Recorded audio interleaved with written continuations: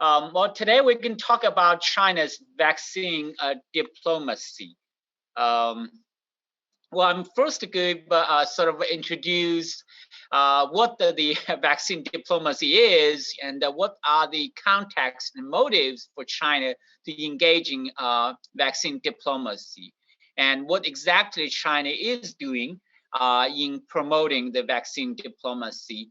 And that will be followed by a preliminary assessment of the effectiveness of China's vaccine diplomacy and what are the implications for U.S. foreign policy.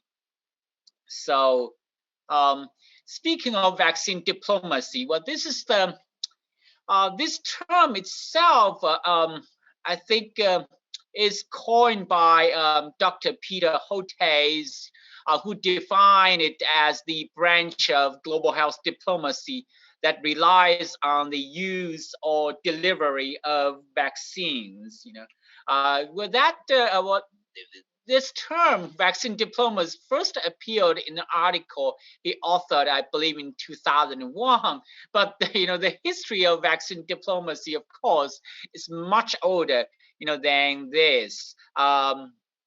So it we could trace it to at least the 1960s, right, when the USSR and the United States cooperate, right, to provide the vaccines for the eradication of the smallpox. Actually, smallpox became the first pandemic that was eradicated through vaccination. That was followed by these efforts to actually use this vaccination days to promote a ceasefire in this conflict ridden countries or regions. So when there's a day for the vaccination, say, okay, why don't we have a ceasefire? This is what they call the days of tranquility for immunizations. That actually helped to promote peace, right? They were also, more recently in 2009, for example, many countries, including the United States and China, work together, sharing the information, the virus samples, in mass producing the H1N1 vaccines. But speaking of the China's vaccine diplomacy, actually before that, let me make it clear: the Chinese officially they don't like this term vaccine diplomacy because that might suggest their motives are no longer humanitarian or altruistic.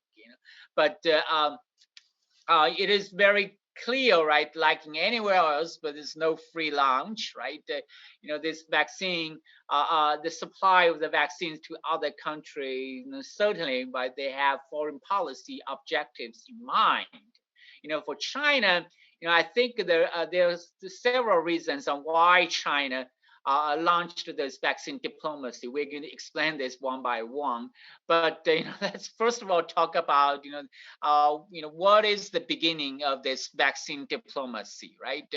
Certainly, what in terms of the background, it is unfolded in the COVID outbreak.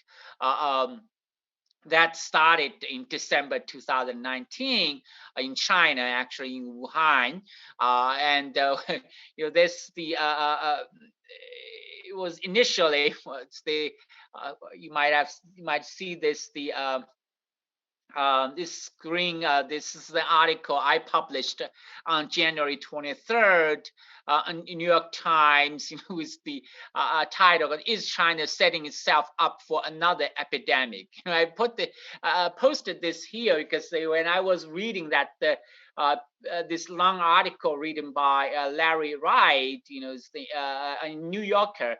He was talking about like on January 28th. That was 5 days later, when the former president, the President Trump, was briefed by his national security team, on this the outbreak, and he asked, this outbreak is going to be similar to SARS. Then his advisors basically told him, that we don't know. I said, what? When I was reading that, say on January 23rd list, I mentioned, that this is going to be at least another SARS outbreak, and certainly, right, on January 23rd, right, the President Xi Jinping, actually on January 22nd, he launched the order, the lockdown of Wuhan, after it was very clear, this is the virus that could cause human-to-human transmission. But that lockdown was itself a response to the initial mishandling of the outbreak. Where you saw this strong parallel between the SARS outbreak and the COVID outbreak. In terms of the initial inaction, in terms of the lack of transparency.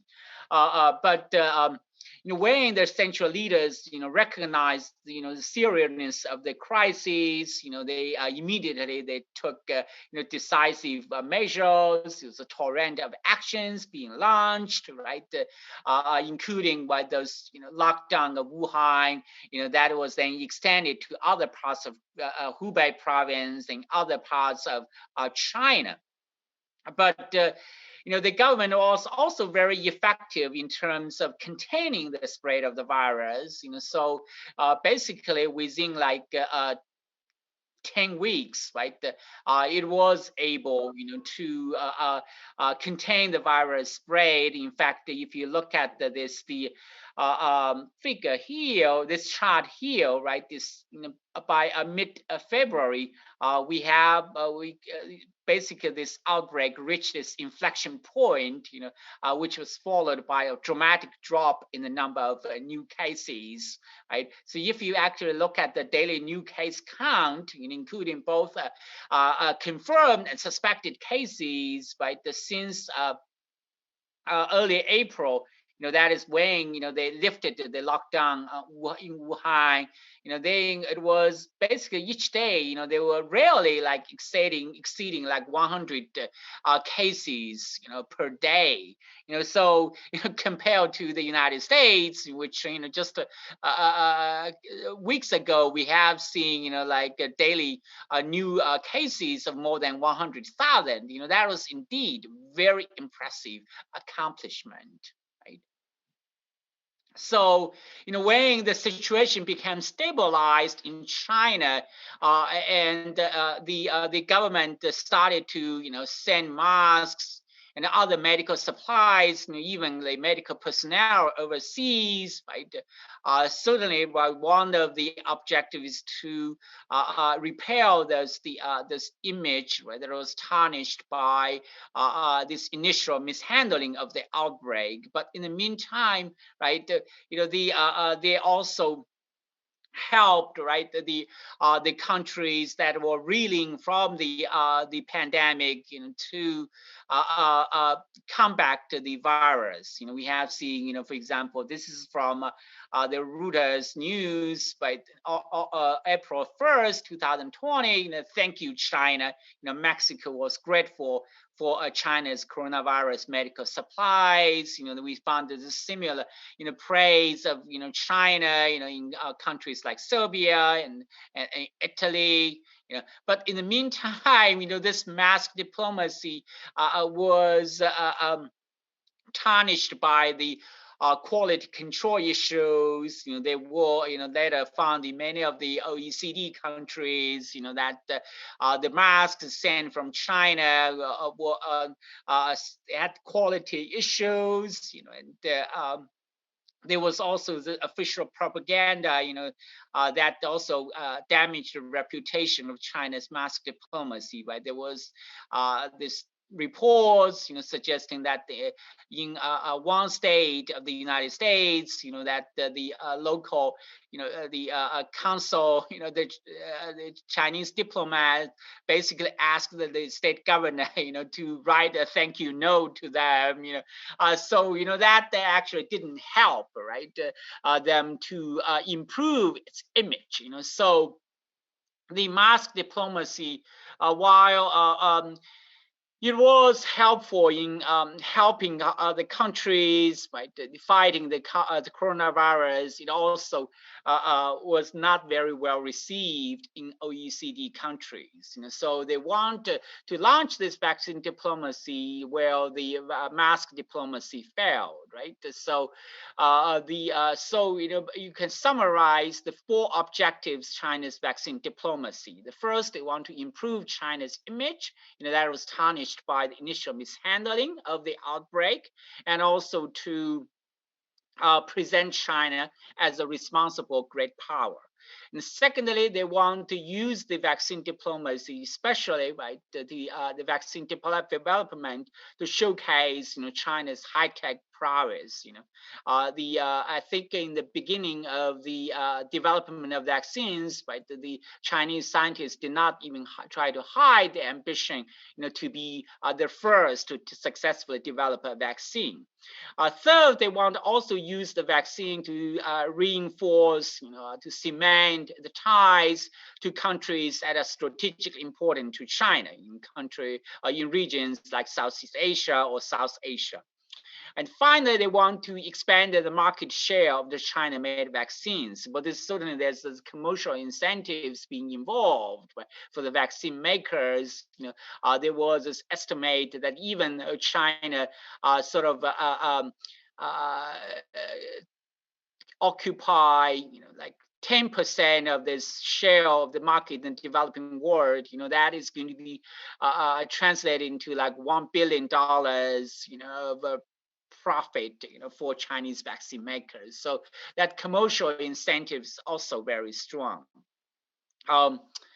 So let me briefly talk about China's vaccine development, right? The China's vaccine development, started as early as January 2020.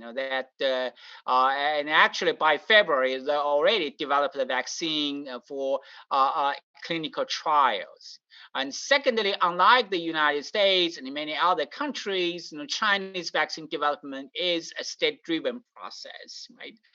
The state, played a critical role in terms of mobilizing the resources, the capabilities for the development of the vaccines. For that purpose, they adopted, 5 technological approaches, which include this inactivated vaccines, like those vaccines developed by Sinovac and Sinopharm or CNBG. CNBG, by the way, is a subsidiary of Sinopharm. And there's also, they have the recombinant protein vaccines, including the mRNA technology. The adenovirus vector vaccines that were developed by the Casino in a partnership with the Academy of Military Medical Sciences, we call it AMMS. It was led by General Chen Wei, the leading virologist. Each of these approaches has 1 to 3 R&D teams in charge. And just to give you an example of this vaccine based on this, the adenovirus vector technology. So this vaccine called AD5-nCoV, it was developed in February. It started phase 1 clinical trial on March 16th. And in late May, they already published results in Lancet magazine. And in late June, they attained the authorization for emergency use for the military. I'm sorry, there was this repetition in late June. And according to General Chen Wei, who's the lead scientist in developing the vaccine, right? The successful entry to clinical trials of vaccines with independent intellectual property rights is an embodiment of our country's science and technological progress, an embodiment of China's great power image and responsibility, and even more, a contribution to humankind. And China, but because China had a few cases, so in order to conduct the clinical trials, the phase 3 clinical trials, which required large pool of the volunteers.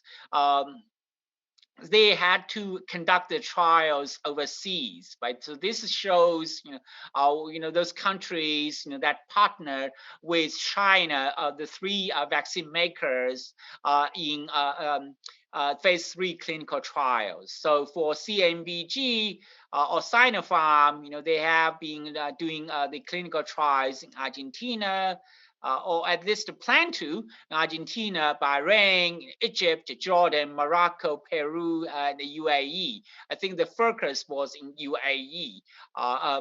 For Sinovac, they conducted the trials in Brazil, Indonesia, and Turkey. They were planning to do it in Bangladesh. Although, whether they actually did it, I'm not so sure. CanSino did the trials in Pakistan, Mexico, Saudi Arabia, and Russia, I believe.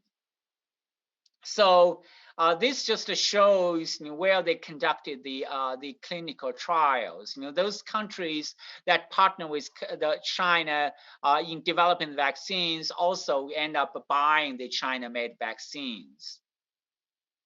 So what are the results of these clinical trials? For Sinopharm, all the three vaccine makers, they now have unveiled the interim results for their vaccines. Sinopharm, Sinovac, they released the results in December. Sinopharm, say that they have the 79% efficacy rate of their vaccines, although the UAE, they reported efficacy rate of 86%, that is even higher. For Sinovac, they actually reported a different efficacy rate in different countries, right? In Turkey, there was a higher efficacy rate, 91%, not the not actually, it was almost close to the efficacy rate reported by Pfizer and Moderna. Indonesia, they only reported 68% efficacy rate. And in Brazil, it was even lower, right? Barely met the cutoff requirements of the WHO, right? That is 50%. CanSino just yesterday announced the interim results of their phase 3 clinical trials. This is like AstraZeneca. It was a one-shot regimen, but they say that they have 66% efficacy rate. So that is similar to AstraZeneca's vaccines. What are the promises of China-made vaccines? But according to President Xi Jinping, he made this announcement in the World Health Assembly in May 2020 that the Chinese vaccines would be a global public good. Although, we still don't know exactly what he means by global public good. But China has promised, many developing countries the priority access to their successful vaccines. They make promises in Southeast Asia, in Sub-Saharan Africa, Middle East, Latin America, and South Asia, etc. And in October, China joined the COVAX pillar, this program supported by WHO, CEPI, and Gavi to ensure global equitable access to the vaccines. So these are the countries, regions, that plan to obtain the China-made vaccines. So you can see it's almost all the major regions in the developing world, right? In Southeast Asia, you have Indonesia, Philippines, Malaysia, Singapore, Thailand, Myanmar. In fact, Singapore is unique in that it's not considered a developing country, right? But they're also interested in China-made vaccines. In South Asia, like Pakistan, the traditional ally of China, they are interested in China-made vaccines. In the Middle East, Bahrain, Turkey, and the UAE, they want the Chinese vaccine as well. In Africa, interestingly, so far we can only identify 2 countries. Neither of them is in sub-Saharan Africa, right? Egypt and Morocco, they're Northern Africa. They are plan to acquire China-made vaccines. In Latin America, it was Chile, Peru, Brazil, Mexico, and Argentina. Most of these countries have forged partnerships with China in developing the vaccines. Interesting also, in 3 European countries also want to buy China-made vaccines, but they are Hungary, Serbia, and Ukraine. So I think if you look at the number of countries who are interested in China-made vaccine, it's very clear, right? That China's vaccine diplomacy actually helped mitigate those access gap, right, between the developing countries and the developer world, right? Because if you look at the vaccines that were already pre-ordered, most of them, this order were made by the developed countries. In some countries like Canada, right, each citizen, actually on average, reserved 5 to 10 doses of the vaccines. That for a country like Hungary, even though it's considered like a EU member, right, it was unable to, or it was, it couldn't afford to buy, those Western vaccines, so they actually turned to China for help. But the concerns also is that I think there's 3 major concerns when China tried to practice the vaccine diplomacy and project its influence. The first concern is this dilemma between the China's domestic vaccine needs and international demands for China-made vaccines. We know I actually recently published a piece, New York Times, are actually talking about how when China, right, they have 1.4 billion people, right? When we talk about a vaccine, achieving herd immunity, right, according to the research, the formula that was published in the Lancet magazine, this basically, right, for China to achieve herd immunity, you need to at least have 70% of the population vaccinated. And that is actually assuming that they have an efficacy rate of the vaccine more than 90%.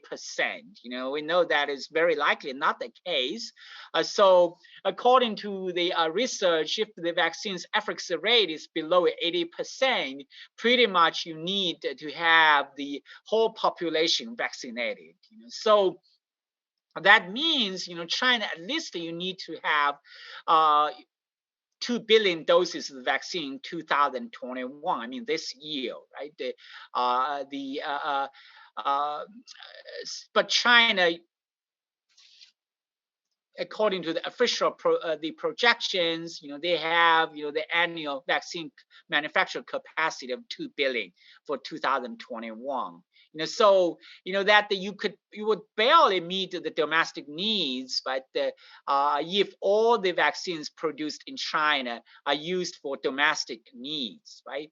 But that means you won't be able to earmark a proportion of your vaccines for international needs for the purpose of practicing the vaccine diplomacy. But if you export a large quantity of the vaccines for international needs, right, for vaccine diplomacy, then you won't have enough for domestic needs. So that is one dilemma. That dilemma might explain why, beginning early January, China seems to no longer make those concrete pledges, supporting, those developing countries to access China-made vaccines. In fact, after the Minister of Foreign Affairs wrapped up his trip, in January in sub-Saharan Africa, he didn't make any single commitment on China-made vaccines. So that certainly would be a concern, because those countries who had high expectations of China-made vaccines, they might feel like China has overpromised, right? So that doesn't help certainly China to improve its image, right? To project a soft power in these countries.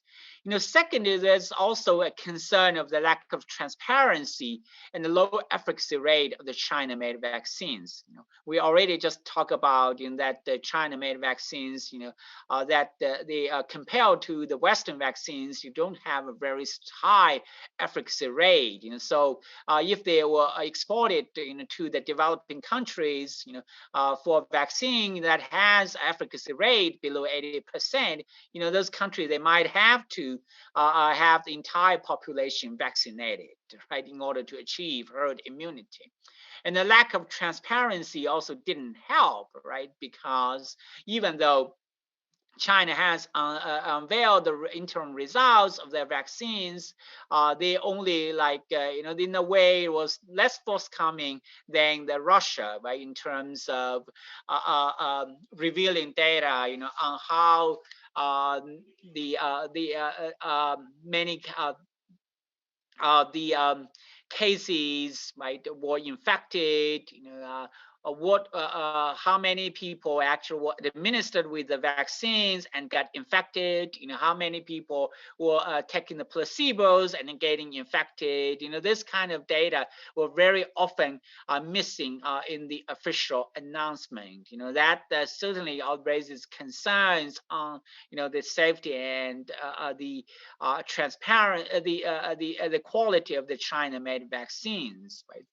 There's actually another concern I didn't mention here, is that most of the vaccines so far seems to, in terms of their phase 3 clinical trial, they were not tested among the elderly people, those who are aged over 60. That might explain why so far, even in China, those vaccination campaign try to exclude those people who are aged over 60. And finally, China also has to face the competition from other vaccine makers, such as the SRI, and AstraZeneca, countries like India and Russia. This shows the countries that has have bought the China-made vaccine, as the two China vaccine makers, Sinovac and Sinopharm, right? If you look at this, I think I'm sorry, I'm colorblind, but if you look at those squares, here and there, that I believe one is green, the other maybe blue, but this is still, right, a relatively small share, right, of the total vaccines manufactured worldwide, that have been been contracted by countries, right? So China has to face the competition, from the other vaccine makers, including the vaccine maker, this Russia, right? The Russian vaccine maker, right? If you look at actually, this make it very clear, right? If you compare, right, that with Sinovac and Sinopharm, that it is actually matching, the market share, right, in the developing world. So Russia will be actually also a formidable competitor, to China-made vaccine, to China, in terms of supplying vaccines to the developing world. So what about the United States, right? If you look at the Trump administration, in fact, an argument can be made. China was, in a way, successful in practicing its vaccine diplomacy precisely because the United States was not a player, right? We know that the Trump administration is not interested in U.S. global health leadership, right? It withdrew from the WHO. It actually didn't make any public announcement on supporting developing countries in accessing the vaccines. Right. That being said, the U.S. was indeed successful, right, in developing their vaccines through this Operation Warp Speed. Right. I think the U.S. became the fact that the U.S. was the first to successfully develop a vaccine actually showcased the U.S. soft power. And if the U.S. successfully achieved herd immunity through their mass vaccination campaigns, it would actually send a very strong message to the world that America is back, that we are indeed the global leader. So that is why I say this mass vaccination campaigns now being underway in the United States is a litmus test of the U.S. Strength and resilience. And we know the new administration now has indicated that they will join the COVAX. They will also very likely participate in the vaccine diplomacy, although in their own way. So, I think China will soon face another competitor in practicing their vaccine diplomacy. But I also hope, that created opportunities for the two countries to cooperate with each other, to narrow the gap, between the developing and the developed countries in terms of vaccine access. So with that, I'm going to stop there.